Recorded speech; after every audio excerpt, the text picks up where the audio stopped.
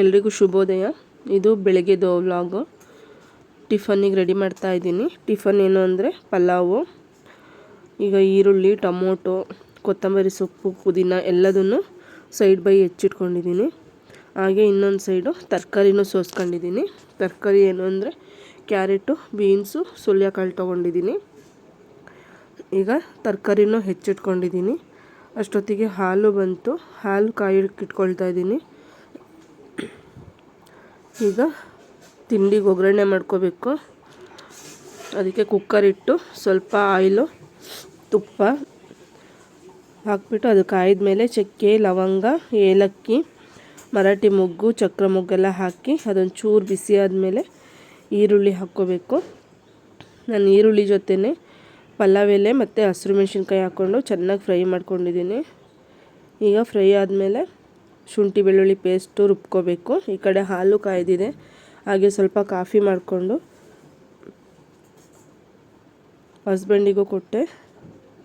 ಈಗ ಈರುಳ್ಳಿ ಫ್ರೈ ಆಗಿದೆ. ಸ್ವಲ್ಪ ಶುಂಠಿ ಬೆಳ್ಳುಳ್ಳಿ ಪೇಸ್ಟ್ ಹಾಕ್ಕೊಂಡು ಅದು ಚೆನ್ನಾಗಿ ಫ್ರೈ ಆದಮೇಲೆ ಟೊಮೊಟೊ ಹಾಕ್ಕೋಬೇಕು. ಟೊಮೊಟೊ ಬೇಯೋದಕ್ಕೆ ನಾನು ಸ್ವಲ್ಪ ಉಪ್ಪು, ಅರಿಶಿನ ಪುಡಿ ಹಾಕ್ಕೊಂಡಿದ್ದೀನಿ. ಹಾಗೆ ಸ್ವಲ್ಪ ಅಚ್ಚ ಖಾರದ ಪುಡಿನೂ ಹಾಕ್ಕೊಂಡಿದ್ದೀನಿ. ಅದು ಚೆನ್ನಾಗಿ ಫ್ರೈ ಆದಮೇಲೆ ತರಕಾರಿ ಹಾಕಬೇಕು. ತರಕಾರಿ ಹಾಕಿದ್ಮೇಲೆ ಪುದೀನ, ಕೊತ್ತಂಬರಿನೂ ಹಾಕ್ಕೋಬೇಕು.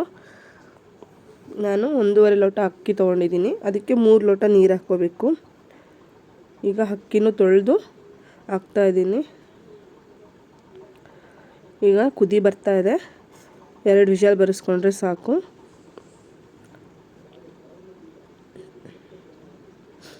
ಈಗ ತಿಂಡಿನೂ ರೆಡಿಯಾಗಿದೆ. ವಿಷಲ್ ಬಿಡ್ತಾ ಇದ್ದೀನಿ.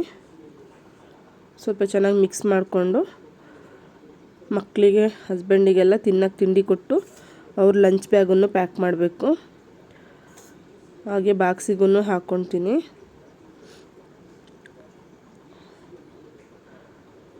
ಹಾಕಿ ಅವ್ರ ಲಂಚ್ ಬ್ಯಾಗ್ನೆಲ್ಲ ಪ್ಯಾಕ್ ಮಾಡಿಟ್ಬಿಟ್ಟು ಅವರಿಗೂ ಸ್ಕೂಲಿಗೆ ಕಳಿಸ್ದೆ. ಅವರು ಸ್ಕೂಲಿಗೆ ಹೋದರು.